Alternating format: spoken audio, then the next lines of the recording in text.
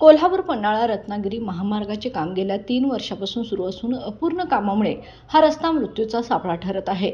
महामार्गावर प्रचंड धूळ उडत असल्याने वाहन चालकांना डोळ्यात धूळ जाऊन अपघातांना सामोरं जावं लागत आहे। याशिवाय महामार्गावर मोठमोठे खड्डे पडले असून वाहतूक व्यवस्थाही विस्कळीत झाली आहे। महामार्गावर सतत मोठी वाहने, डंपर, ट्रक, जेसीबीची वर्दळ असल्याने वाहतूक अत्यंत धोकादायक बनली आहे।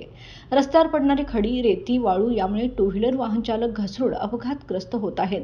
परिणामी किरकोळ दुखापतींपासून अपंगत्व आणि मृत्यूपर्यंत पोहोचणारे अपघात घडत आहेत। घाटातील काही ठिकाणी पाणी मारलं जात असलं तरी इतरत्र कोणतीही सुरक्षात्मक उपाययोजना नाही।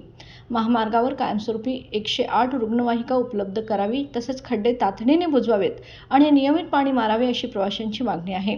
महामार्गाचे काम सुरू झाल्यापासून हजारो झाडे तोडण्यात आली, जमिनीची धूप वाढली, मात्र अपेक्षित सुविधा मिळाल्या नाहीत। परिणामी हा महामार्ग विकासापेक्षा विनाशाचे कारण ठरत आहे। स्थानिक प्रशासन आणि कंत्राटदारांनी त्वरित उपाययोजना न केल्यास लोकांच्या रोषाला सामोरे जावे लागेल। प्रशासन जबाबदारी घेणार की फक्त अपघातांच्या नोंदी घेत बसणार असा सवाल आता सामान्य नागरिक विचारत आहेत। तारा न्यूजसाठी प्रतिनिधी शहबाज मुजावर, पन्हाळा।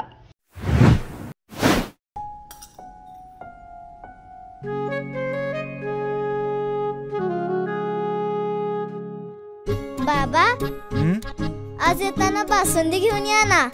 अगं, कालच आपण आईचा वाढदिवस होता म्हणून आणली होती ना।